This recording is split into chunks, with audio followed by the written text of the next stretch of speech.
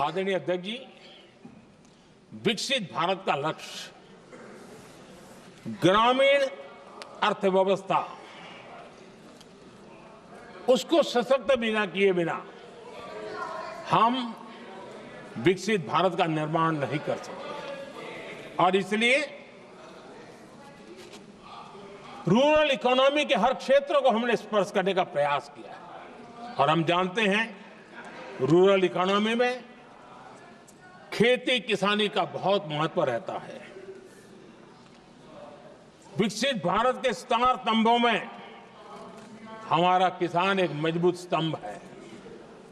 बीते दशक में खेती के बजट में 10 गुना वृद्धि की गई है, 10 टाइम। 2014 के बाद की बात मैं बताता हूं, और ये बहुत बड़ा जंप है।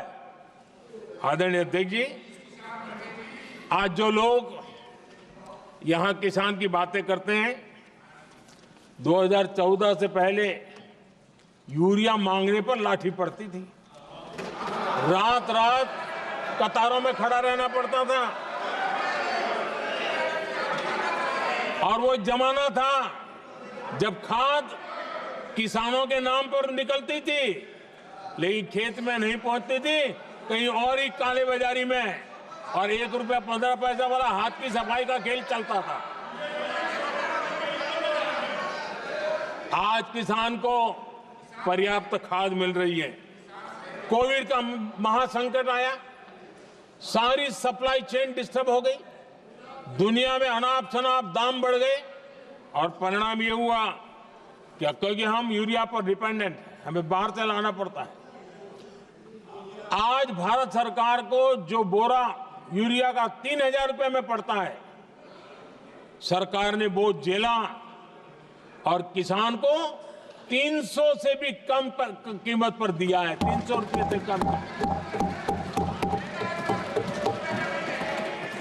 किसान को ज्यादा से ज्यादा फायदा हो, इसके लिए लगातार हम काम कर रहे हैं।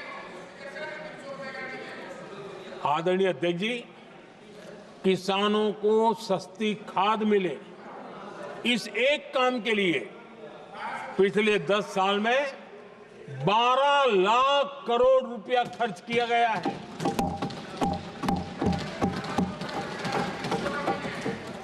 पीएम किसान सम्मान निधि, उसे करीब 3.5 लाख करोड़ रुपए डायरेक्ट किसान के खाते में पहुंचे हैं।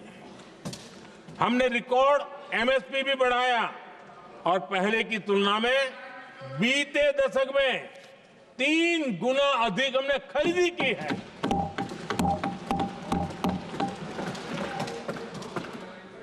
किसान को ऋण मिले, आसान ऋण मिले, सस्ता ऋण मिले, उसमें भी 3 गुना वृद्धि की गई है। पहले प्राकृतिक आपदा में किसान को अपने हाल पर छोड़ दिया जाता था। हमारे सेवा काल के दौरान पीएम फसल बीमा के तहत 2 लाख करोड़ रुपए किसानों को मिले हैं। आदरणीय अध्यक्ष महोदय, सिंचाई के लिए बीते दशक में अभूतपूर्व कदम उठा गए, और जो लोग संविधान की बातें करते हैं उनको ज्यादा ज्ञान नहीं है, ये भी दुर्भाग्य है।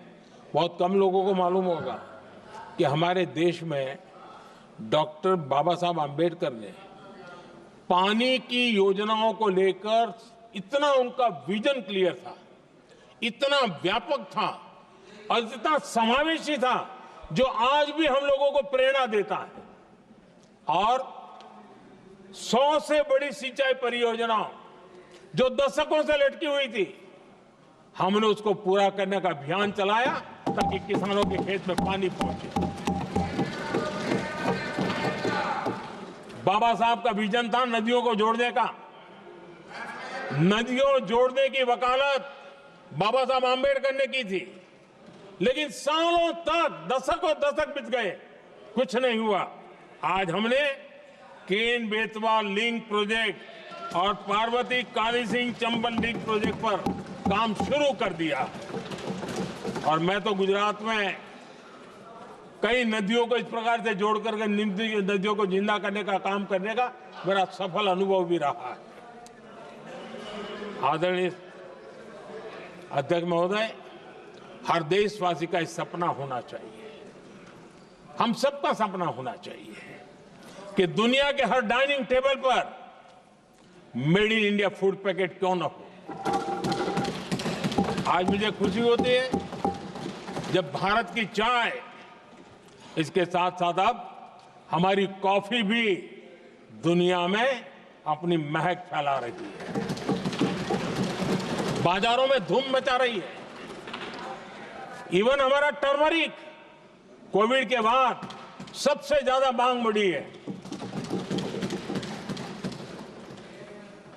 आदरणीय अध्यक्ष जी, आप जरूर देखेंगे आने वाले समय में हमारा प्रोसेस सी फूड, और जिसको लेकर कुछ लोगों को पता नहीं कब क्यों दर्द हुआ, बिहार का मखाना दुनिया में पहुंचने वाला है।